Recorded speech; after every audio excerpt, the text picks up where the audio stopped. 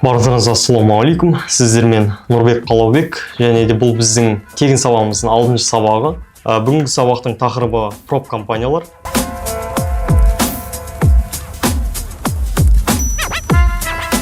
Жалпы проб компаниялар деген біз не, қалай қолданамыз, және де не істейміз, соның барлығына толық ақпарат беретін болам.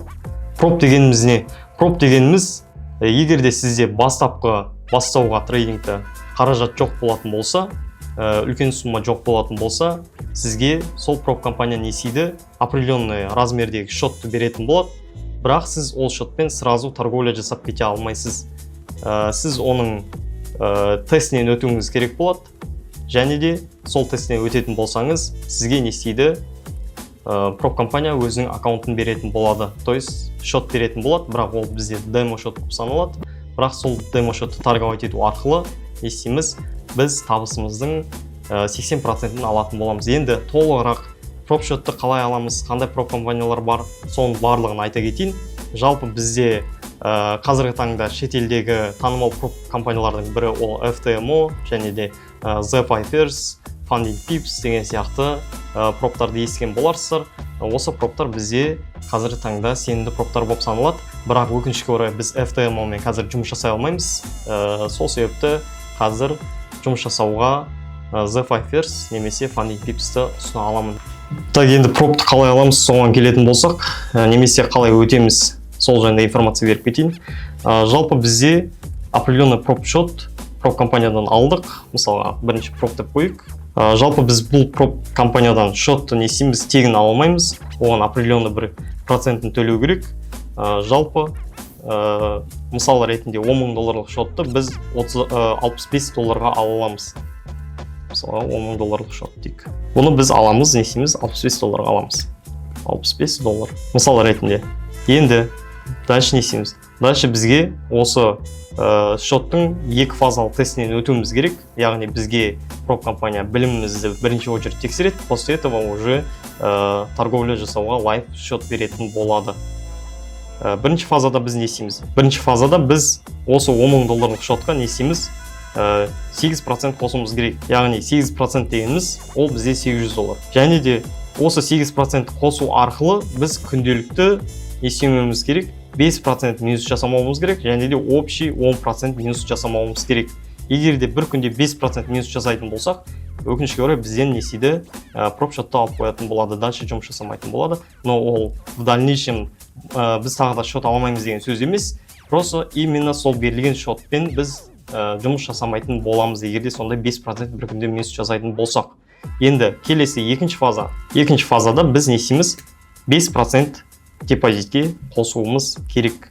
5% депозитке қоссық, дәл бағана бірінші фазаны қалай өтеміз, тура сол сияқты не істемеуіміз керек. Бір күнде 5% минус жасамауымыз керек, және де біздің общий торговля 10% минус болмауы керек. Сол кезде ғана бізге не істейді, осы проб шотты беретін болады. Ол проб шот бізде демо шот болып саналады, но дальше ары қарай біз не істейміз?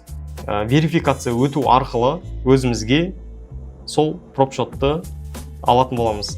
Және де сол проб шоттан тапқан табысымыздың біз 80%-ін алатын боламыз, 20%-ті проб шот өзіне қалдыратын болады. Және де бұл біздегі пробтың екі фазалы түрі.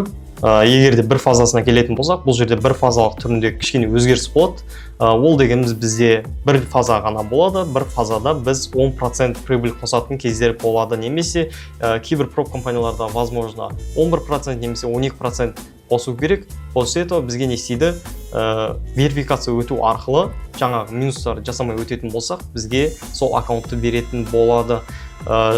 Енді рискке келетін болсақ, ол жерде мысалға екі фазалы пробтағы риск бір күндік 5% және де общий 10% болатын болса, бір фазалы пробта бір күндік риск возможно 3% немесе 4% болуы мүмкін. Общий риск бұл жерде 6 немесе 7% болып саналады. Сол себепті бұл жерде алатын кезде де осындай рисктеріне дұрыстап қарап, мән беріп алсаңыздар өте жақсы болады. Менің өзімнің сіздерге беретін кеңесім, обычно осындай екі фазалы риск более надежный пробты алсаңыздар болады. Сол себепті алдағы уақытта осы кеңесім сіздерге көмек беруі мүмкін. Енді лайф торговля, лайф шотқа келетін болсақ, лайф аккаунт қалай болады? Лайф аккаунтта сіздер ешқандай да фаза ретінде процент қоспайсыздар. Бұл жерде сіздер өздеріңізге яғни өзіңіздің ақшаңызға жұмыс жасайтын боласыз. Лайф аккаунтта кез келген процент қосасыздар, то есть табыс несиелеу керек сумманың, то есть біздегі пропшоттың 1%-нен асуы керек. Яғни бұл жерде біз егерде 10% прибыль қостық деп есептейік, 10% прибыль депозитке қостық, сөйттік та біз не істейміз? Проптан осы 10%-мізді шығарамыз. Шығаратын кезде бізге проп компания өзінің 20%-ін алу арқылы 8%-ті несиені выплата ретінде беретін болады. Мысалға 8% бізге как выплата ретінде беріледі. Яғни 10% жазадық, соның 20%-ті, вот мына жерде 20% дейік, 20% проп компанияға қалады, 20% проп өзіне алады, және де 80%, яғни жаңағы 10%-ның 8%-ті бізге выплата ретінде берілетін болады. Жалпы осылай жұмыс жасау арқылы біз ай сайын немесе күнделікті десек болады, стабильный табыс табуға болады, бірақ естиміз, бұл жерде біз өзіміздің системамызбен, өзіміздің торговый стратегиямызбен жұмыс жасауымыз керек болады. Және де бұл жерде өзінің определенный бір суммасы бар, сол суммаға дейін ғана жұмыс жасайтын боламыз. Проп дегеніміз осы.